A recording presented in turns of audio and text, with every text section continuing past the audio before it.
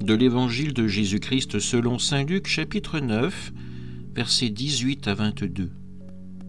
En ce jour-là, Jésus était en prière à l'écart. Comme ses disciples étaient là, il les interrogea.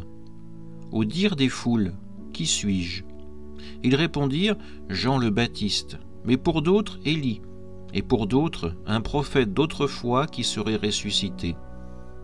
Jésus leur demanda, « Et vous, que dites-vous? Pour vous, qui suis-je » Alors Pierre prit la parole et dit, « Le Christ, le Messie de Dieu. » Mais Jésus, avec autorité, les défendit vivement de le dire à personne et déclara, « Il faut que le Fils de l'homme souffre beaucoup, qu'il soit rejeté par les anciens, les grands prêtres et les scribes, qu'il soit tué et que le troisième jour il ressuscite. » Acclamons la parole de Dieu.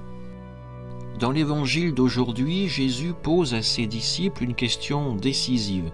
« Pour vous, qui suis-je » Cette interrogation, au cœur de la foi, nous invite à connaître le Christ non seulement dans les rumeurs propagées par les foules, mais dans une véritable relation personnelle et profonde.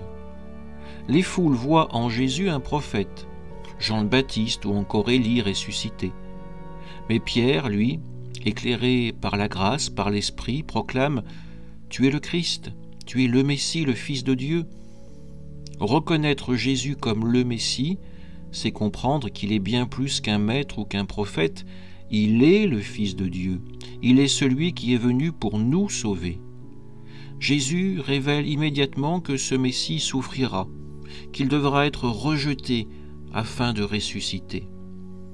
Cette annonce bouscule les attentes d'un sauveur triomphant. Reconnaître le Christ, c'est aussi cela, accepter le mystère de la croix, là où se manifeste l'amour rédempteur de Dieu. Aujourd'hui, Jésus nous pose la même question. Pour vous, qui suis-je? Sommes-nous prêts à répondre comme Pierre, avec foi et audace? Cette reconnaissance, nous le savons, elle ne se limite pas à prononcer des mots. Elle engage notre vie. En prière, par les sacrements, par nos actes, affirmons que oui, Jésus est bien notre Sauveur. Demandons la grâce de le suivre, même sur le chemin de la croix, pour partager sa résurrection. Amen.